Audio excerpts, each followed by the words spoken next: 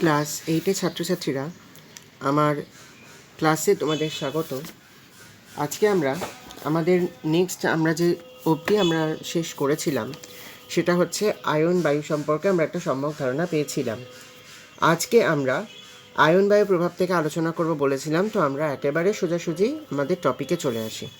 তো আয়ন বায়ু কি তোমরা আশা করি পড়েছো এবং জেনেছো যে কর্কটীয় ও মকরীয় উচ্চচাপ বলয় থেকে নিরক্ষীয় নিম্নচাপ বলয়ের দিকে প্রতিনিয়ত যে বায়ু প্রবাহিত হয় চাপের তারতম্যের ফলে, মূলত চাপের তারতম্যের ফলে যে বায়ু প্রতিনিয়ত প্রবাহিত হয় তাকেই আমরা বলে থাকি আয়ন বায়ু। তো আয়ন বায়ুর প্রথম প্রভাবটা কি, যে আমরা প্রভাব পড়লে প্রথম প্রভাব পড়ব হচ্ছে জলবায়ুর ওপর প্রভাব। জলবায়ুর ওপর প্রভাব, এই প্রভাবটা আমরা হচ্ছে প্রথম প্রভাব পড়ব। যে কি হচ্ছে, যে আয়ন বায়ুর প্রভাবে উত্তর গোলার্ধে কম উষ্ণ স্থান থেকে এবং অধিক উষ্ণ নিরক্ষীয় অঞ্চলের দিকে এই আয়ন বায়ু প্রবাহিত হচ্ছে। কম উষ্ণ স্থান থেকে অধিক উষ্ণ নিরক্ষীয় অঞ্চলের দিকে এই আয়ন বায়ু প্রবাহিত হচ্ছে। তার ফলে উত্তর থেকে দক্ষিণে প্রসারিত দেশ বা মহাদেশে বিভিন্ন স্থানে কিন্তু জলবায়ু প্রভাব ঘটাচ্ছে। এবং পরিবর্তন ঘটাচ্ছে। এবং দ্বিতীয়ত কি, যে উত্তর গোলার্ধে আয়ন বায়ুর গতিবেগ 16 কিলোমিটার পার ঘন্টা এবং দক্ষিণ গোলার্ধে 22 কিলোমিটার পার ঘন্টা। অনেক সময় পরীক্ষায় কোয়েশ্চেন আসে যে উত্তর গোলার্ধ ও দক্ষিণ গোলার্ধে আয়ন বায়ুর গতিবেগের এরূপ তারতম্যের কারণ কি। আমরা সেক্ষেত্রে তারতম্যের কারণটা কি বলেছিলাম, যে উত্তর গোলার্ধে নগরায়নের পরিমাণ বেশি, উত্তর গোলার্ধে বিভিন্ন ধরনের ভূপ্রাকৃতিক বৈচিত্র্যের সান্নিধ্য লক্ষ্য করা যায়। তার ফলে আয়ন বায়ুর প্রবাহ পথে বাধার সৃষ্টি হওয়াটা খুবই স্বাভাবিক। তার ফলে কি হচ্ছে, যে আমাদের আয়ন বায়ু প্রবাহপথে এরূপ বাধা সৃষ্টির ফলে কিন্তু আয়ন বায়ুর গতিবেগ উত্তর গোলার্ধে কমে যাচ্ছে। কিন্তু দক্ষিণ গোলার্ধে যেহেতু স্থলভাগের থেকে জলভাগের পরিমাণ বেশি, তার ফলে দক্ষিণ গোলার্ধে কিন্তু আয়ন বায়ুর গতিবেগ অনেকটাই বেশি। এবং আয়ন বায়ুর গতিবেগ অনেকটাই বেশি হওয়ার কারণে সেখানে কিন্তু আয়ন বায়ু মূলত আরামদায়ক হয়ে থাকে।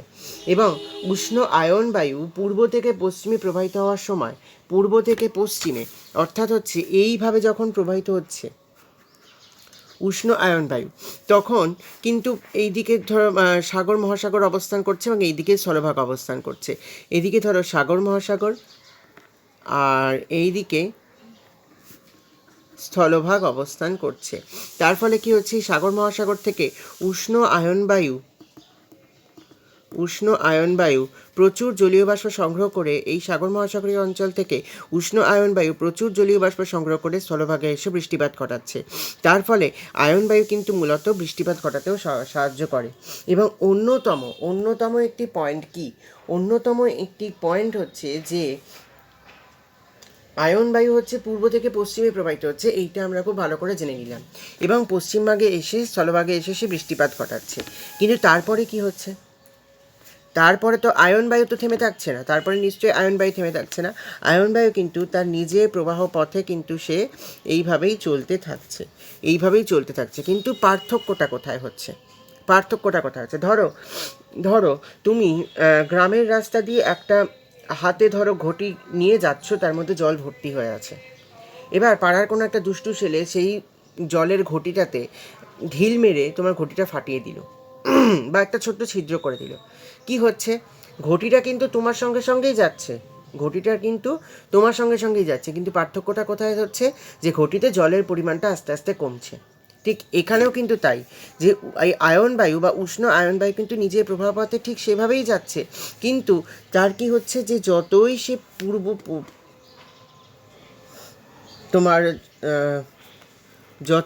পূর্ব থেকে পশ্চিমের দিকে অগ্রসর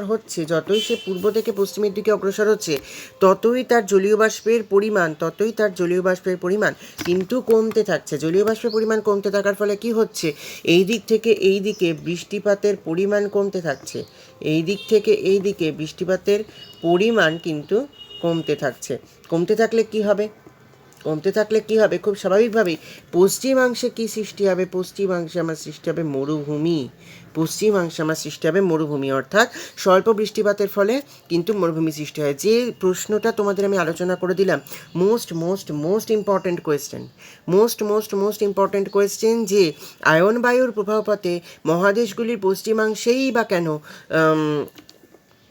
মরুভূমি সৃষ্টি হয়েছে, বা কোনো কোনো স্কুলে দিয়ে দিতে পারে যে গ্রেট অস্ট্রেলিয়ান মরুভূমি ও সোনেরান মরুভূমি বা সাহারা মরুভূমি, যে কোনো একটি মরুভূমির নাম দিয়ে হয়তো বলে দিল যে কেন এগুলো শুধুমাত্র পশ্চিমাংশেই সৃষ্টি হয়েছে। তখন কিন্তু আমাকে এই পুরো কনসেপ্টটা, আয়ন বায়ুর কনসেপ্টটা কিন্তু আমার খুব পরিমাণে লাগবে।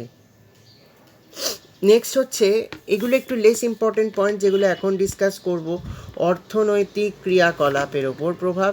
অর্থনৈতিক ক্রিয়াকলাপের ওপর কী প্রভাব বিস্তার করে? প্রথমত, যে উত্তর পূর্ব আয়ন বায়ু যতই পশ্চিম দিকে অগ্রসর হয়, বৃষ্টিপাতের পরিমাণ কমতে থাকলেও সাগর বা মহাসাগরের উপকূলীয় অঞ্চলে কিন্তু বৃষ্টিপাতের পরিমাণ একই থাকে, এবং এই বৃষ্টিপাতের পরিমাণ একই থাকার কারণে সেখানে বহু পরিমাণে অর্থনৈতিক ফসল কিন্তু পরিলক্ষিত হয়। অর্থনৈতিক ফসলের প্রাদুর্ভাব কিন্তু সেখানে পরিলক্ষিত হয়। ঠিক আছে, অর্থনৈতিক ফসলের প্রাদুর্ভাব পরিলক্ষিত হয়। এবং আরেকটি পয়েন্ট হচ্ছে যে পশ্চিমাংশে যেহেতু কম বৃষ্টিপাতের ফলে এখানে কৃষিকাজ ব্যাহত হয়। পশ্চিমাংশে কম বৃষ্টিপাতের ফলে কৃষিকাজ ব্যাহত হয়। এইটা কিন্তু আমাদের অন্যতম গুরুত্বপূর্ণ পয়েন্ট। এবং মানুষের জীবনযাত্রার উপর প্রভাব, এটা আমি আর নতুন করে ডিসকাস করবো না। অর্থনৈতিক ক্রিয়াকলাপ থেকে কিন্তু আমরা কী পাবো, যে মানুষের জীবনযাত্রার উপর প্রভাব কী করে ফেলছে। খুব সহজ ব্যাপারটা। এবং এই আয়নবায়ু প্রভাব সচরাচর পরীক্ষায় লিখতে দেয় না। যেটা লিখতে দেয় সেটা হচ্ছে, আমি বলে দিলাম, এই কোয়েশ্চেনটা কিন্তু মোস্ট ইম্পর্টেন্ট। এই যে মহাসাগরের পশ্চিমাংশে কেন, মহাদেশের পশ্চিমাংশেই বা কেন অধিকাংশ মরুভূমিগুলি সৃষ্টি হয়, এটা কিন্তু মোস্ট ইম্পর্টেন্ট কোয়েশ্চেন হয়ে গেল। এবার আমরা আসছি পশ্চিমা বায়ুর ক্ষেত্রে। তো তোমরা দেখতে পাচ্ছ, তোমাদের চোখের সামনে একটা মানচিত্র তুলে ধরা হয়েছে, বা একটা পৃথিবী, আমি একটা ইমাজিনারি পৃথিবী এঁকে দিয়েছি, যেখানে আমরা সমস্ত প্রধান অক্ষরেখাগুলোকে চিহ্নিত করে দিয়েছি। এবার তীর চিহ্ন দিয়ে যে বায়ু প্রবাহকে লক্ষ্য করা যাচ্ছে, আমরা জানি এই অঞ্চলটায় কী হয়, আয়ন বায়ু প্রভাব পরিলক্ষিত হয়। এই অঞ্চলটা এবং এই অঞ্চলটা, অর্থাৎ এই পুরো অঞ্চলটা জুড়ে আয়ন বায়ু প্রভাব লক্ষ্য করা যায়। কিন্তু এই কর্কটী উচ্চচাপ বলয় এবং মকরী উচ্চচাপ বলয় থেকে সুমেরু এবং কুমেরু বৃত্তপ্রদেশীয় নিম্নচাপ বলয়ের দিকে যে বায়ু প্রভাব লক্ষ্য করা যায় তাকেই বলা হয় কিন্তু পশ্চিমা বায়ু প্রবাহ। তো এবার পশ্চিমা বায়ু প্রবাহের আমরা নামকরণে যাব। কি নামকরণ হবে? যে পশ্চিমা বায়ু প্রবাহের নামকরণ বলতে, উত্তর গোলার্ধে এটার নাম কি? উত্তর গোলার্ধে এই পশ্চিমা বায়ুর নাম হবে, দেখো এই পশ্চিমা বায়ু কিন্তু কোন দিক থেকে কোন দিকে প্রবাহিত হচ্ছে? এই পশ্চিমা বায়ু কিন্তু প্রবাহিত হচ্ছে আমাদের পশ্চিম দিক থেকে পূর্ব দিকে।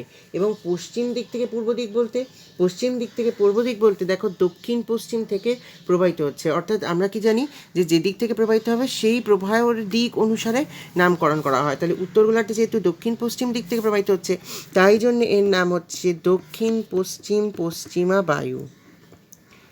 দক্ষিণ গোলার্ধে দেখো এই বায়ুটাই আবার কিন্তু উত্তর পূর্ব দিক থেকে প্রবাহিত হচ্ছে। উত্তর পশ্চিম দিক থেকে প্রবাহিত হচ্ছে। এই বায়ুই কিন্তু আবার উত্তর পশ্চিম দিক থেকে প্রবাহিত হচ্ছে। তাহলে দক্ষিণ গোলার্ধে এই বায়ুর নাম উত্তর পশ্চিম পশ্চিমা বায়ু। ঠিক আছে, আমরা এগুলো সম্পর্কে সমস্ত ডিটেলসে জানবো পরবর্তী ক্লাসগুলিতে। এখন আমরা কিন্তু খুব ডিটেলসে জানবো না। তাহলে এই বায়ু প্রবাহের কারণ কি? এই বায়ু প্রবাহের মূলতম কারণ হচ্ছে যে চাপের পার্থক্য। কারণ এখানে দেখা যায় উচ্চচাপ, এখানে দেখা যায় নিম্নচাপ, আবার এখানে দেখা যায় উচ্চচাপ, এখানে দেখা যায় নিম্নচাপ। উচ্চচাপ থেকে নিম্নচাপে বায়ু প্রবাহ, এটা খুব সাধারণ ঘটনা।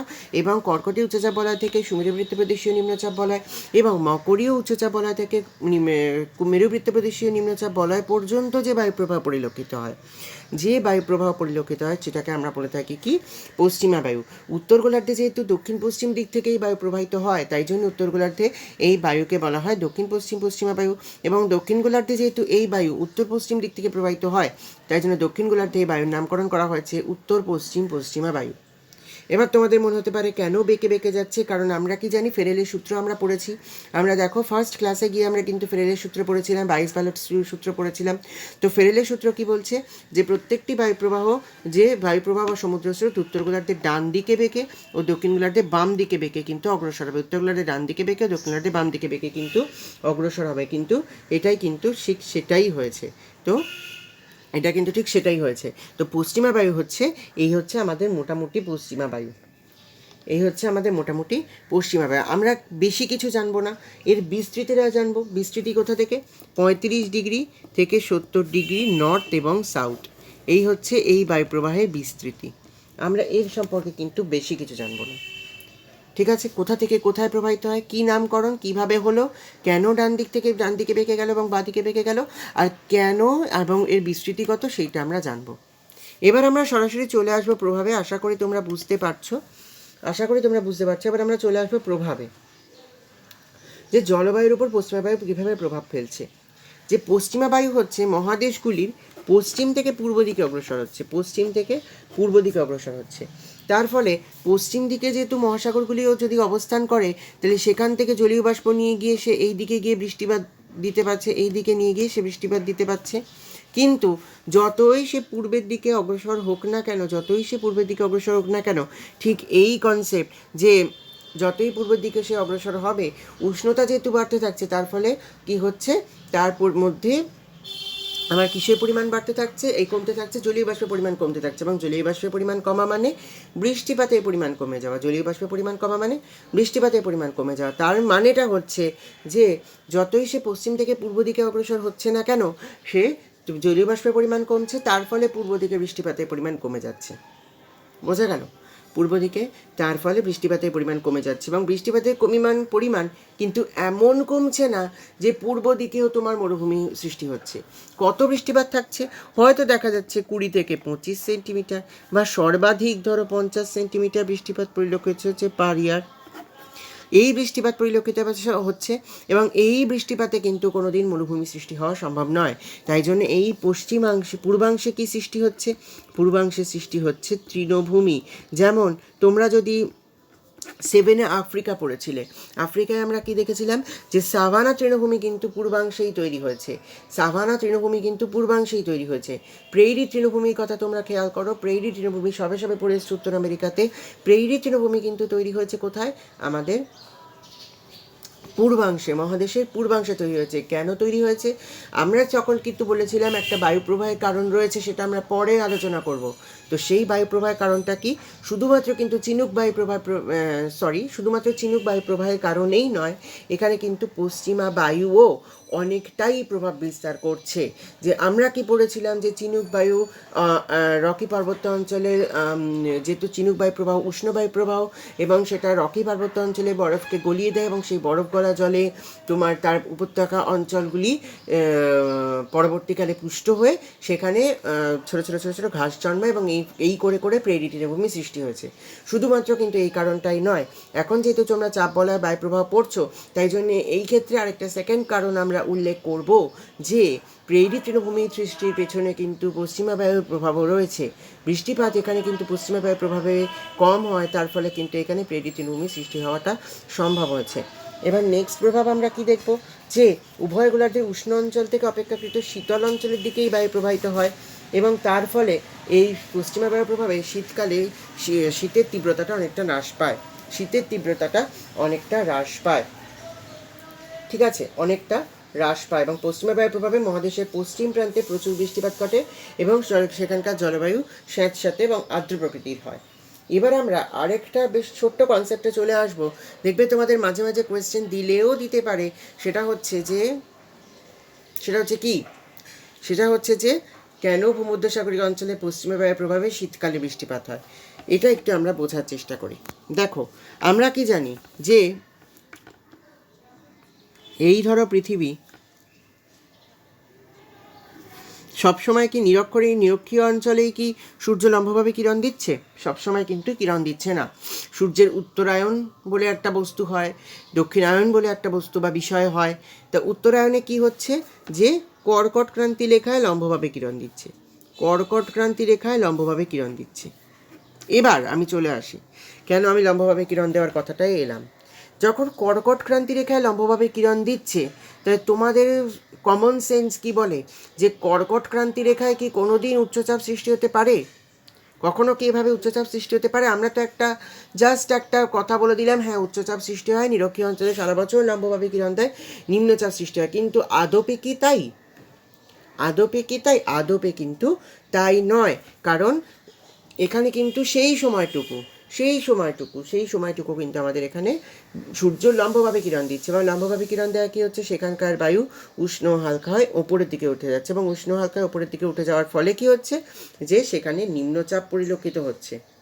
এবার তাহলে বলবে যে দাদা তাহলে কি নিরক্ষীয় অঞ্চলে নিম্নচাপ তৈরি হচ্ছে না? হ্যাঁ, অবশ্যই হচ্ছে, অবশ্যই নিম্নচাপ তৈরি হচ্ছে, কিন্তু ব্যাপারটা কি হচ্ছে যে প্রত্যেকটা চাপ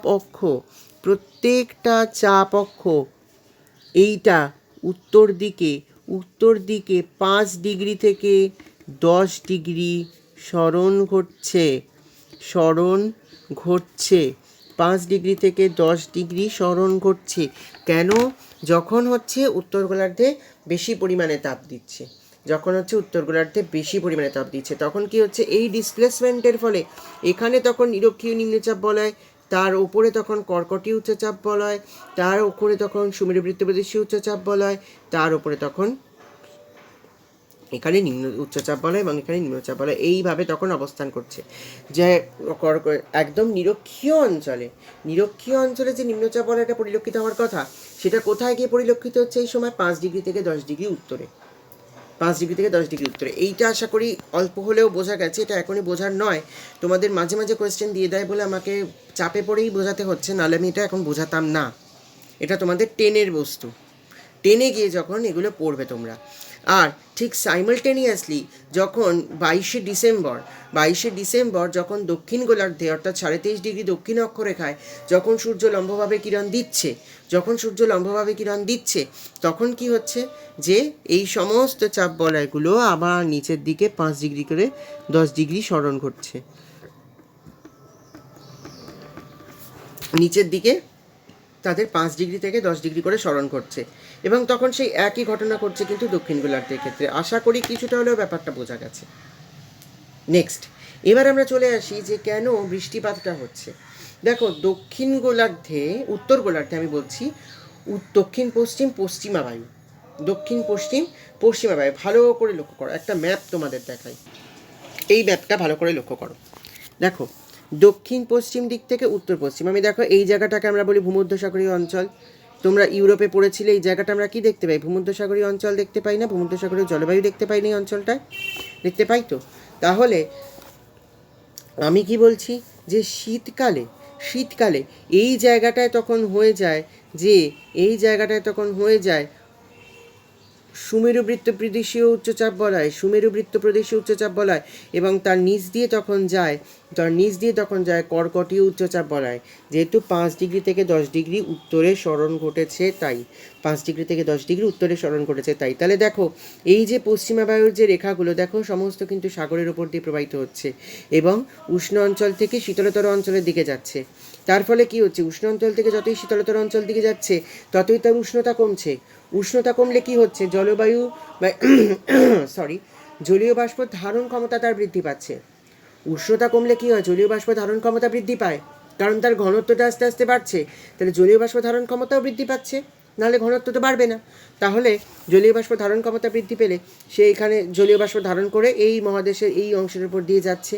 এবং আমরা জানি যে এইখানে ছোটো ছোটো ছোটো ছোটো পর্বতমালা দেখতে পাওয়া যায়, অনেকগুলোই পর্বতমালা দেখতে পাওয়া যায় এবং সেটা কীভাবে ঘিরে রয়েছে, এইভাবে ঘিরে রয়েছে, একদম যেন মনে হয় একটা অবতলাকৃতির কিছু যেন একটা ঘিরে রয়েছে। এবং সেই পর্বতের এই ঢালে বা প্রতিবাদ ঢালে সেই জলীয় বাষ্পপূর্ণ বায়ু বাধাপ্রাপ্ত হয়ে এই অঞ্চলে কিন্তু ব্যাপক পরিমাণে বৃষ্টিপাত ঘটায়, এবং সেটা কখন ঘটায়? শীতকালে। তাই জন্য এটাই হচ্ছে আমার সেই এক্সপ্লেনেশন যে ভূমধ্যসাগরীয় অঞ্চলে কেন শীতকালে পরিলক্ষিত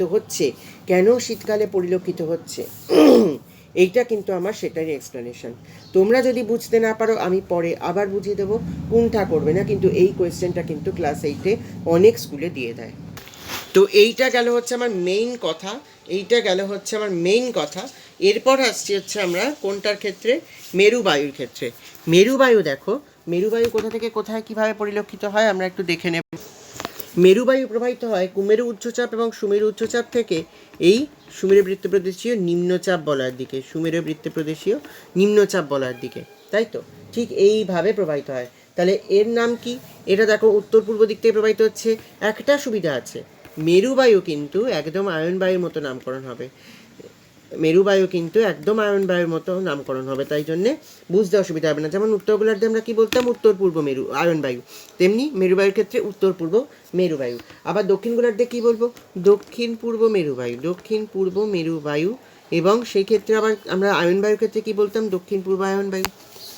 তাহলে এইটা, এবং এর বিস্তার কত দূর, এবং এর বিস্তার কিন্তু অনেকটাই, বেশ অনেকটাই। সেটা কতটা, 70 থেকে 80 ডিগ্রি অক্ষরেখা পর্যন্ত, 70 ডিগ্রি থেকে 80 ডিগ্রি অক্ষরেখা পর্যন্ত মেরুবায়ুর বিস্তার, মেরুবায়ুর বিস্তার। এগুলো আমি একটু হ্যাপাজার্টলি লিখে দিচ্ছি, তোমরা একটু ভালো করে লিখবে, ঠিক আছে। 70 থেকে 80 ডিগ্রি অবধি এর মেরুবায়ুর বিস্তার। তো আমরা কি বলেছিলাম যে বায়ু প্রবাহের ক্ষেত্রে আমরা এইগুলোই জানবো, মেইনলি বায়ু প্রবাহের ক্ষেত্রে আমরা এইগুলোই জানবো। এবার নেক্সট কি জানবো, নেক্সট জানবো এর প্রভাব কি। এর প্রভাব মূলত আমার খুব একটা কিছু বলার নেই, যেহেতু দেখো আমরা ম্যাপ দেখে এই প্রভাবগুলো আলোচনা করে নিতে পারবো, যে অধিক শীতল থেকে একটু উষ্ণতর স্থানের দিকে কিন্তু এর গমন ঘটছে, অধিক শীতল থেকে একটু উষ্ণতর স্থানে কিন্তু এর গমন ঘটছে, অধিক শীতল থেকে একটু উষ্ণতর স্থানে কিন্তু এর গমন ঘটছে। তার ফলে কি হচ্ছে, এই মেরুবায়ু প্রভাবিত অঞ্চলে তাপমাত্রাটা অনেকটা কমে যাচ্ছে, এবং এই মেরুবায়ু প্রভাবে কোনো কোনো অঞ্চলে তুষার ঝড় বা যেমন ব্লিজার্ড, পারগা প্রভৃতি প্রবাহিত হচ্ছে, যেরকম সাইবেরিয়া, আন্টার্কটিকায় ইত্যাদি অঞ্চলে প্রবাহিত হয়, ঠিক আছে। এবং এই মেরুবায়ুর ফলে আমরা খুব ভালো করেই জানি যে সুমেরু কুমেরু অঞ্চলে প্রচুর পরিমাণে তুষার ঝড় হচ্ছে, তাপমাত্রা কমে যাচ্ছে, এবং তার ফলে সেখানকার মানুষজন বা এস্কিমোদের জীবনযাত্রা কিন্তু দারুণভাবে বিপন্ন হচ্ছে, এস্কিমোদের জীবনযাত্রা কিন্তু দারুণভাবে বিপন্ন হচ্ছে। তো এইটাই মূলত হচ্ছে প্রভাব। আমাদের প্রভাব কিন্তু খুব একটা লিখতে দেয় না, আমাদের কিন্তু এই কোয়েশ্চেনগুলো খুব আসে। কোন কোন কোয়েশ্চেন আমরা জানলাম, মেরুবায়ুর থেকে আসবে যে কেন পশ্চিমাংশে মরুভূমির সৃষ্টি হচ্ছে, আর পশ্চিমা বায়ু থেকে আসবে, পশ্চিমা আয়ন বায়ু থেকে আসবে হচ্ছে কেন পশ্চিমাংশে মরুভূমি সৃষ্টি হচ্ছে, পশ্চিমা বায়ুতে প্রভাব থেকে আসবে কেন পূর্বাংশে তৈরি হচ্ছে তোমার তৃণভূমি অঞ্চল, আর মেরুবায়ু থেকে আসবে কেন মেরুবায়ুর প্রভাবে ব্লিজার্ড বা পারগা বা হচ্ছে আমরা বলতে পারি তুষার ঝড়ের সৃষ্টি হচ্ছে। তো এইগুলো হচ্ছে আমাদের মেন কনসেপ্টস, আর খুব একটা কিছু কিন্তু আমাদের নিয়ত বায়ু প্রবাহের ক্ষেত্রে কনসেপ্টস নেই। আমরা পরের দিন একেবারে সাময়িক বায়ু প্রবাহ, মৌসুমি বায়ু প্রবাহ ও আকস্মিক বায়ু প্রবাহ করিয়ে এই চ্যাপ্টারটা শেষ করব। এরপরে যে আমি নোটসটা দেবো সেখানে অনেক ছোটো ছোটো কনসেপচুয়াল কোয়েশ্চেন্স কিন্তু লিপিবদ্ধ করা আছে, সেগুলো তোমরা একটু পড়বে, সেগুলো কিন্তু পড়ানোর নেই। এইগুলো হচ্ছে মেন কনসেপ্টস, আর তার চেয়ে বেশি একটু ইনফরমেটিভ আছে হচ্ছে আমার নোটসটা, সেখানে তোমরা একটু দেখবে এবং যেখানে বুঝতে পারবে না বলবে, এবং বিশেষ করে তোমরা একটু বোঝার চেষ্টা করবে ভূমধ্যসাগরীয় অঞ্চলে শীতকালে বৃষ্টিপাতের প্রভাব।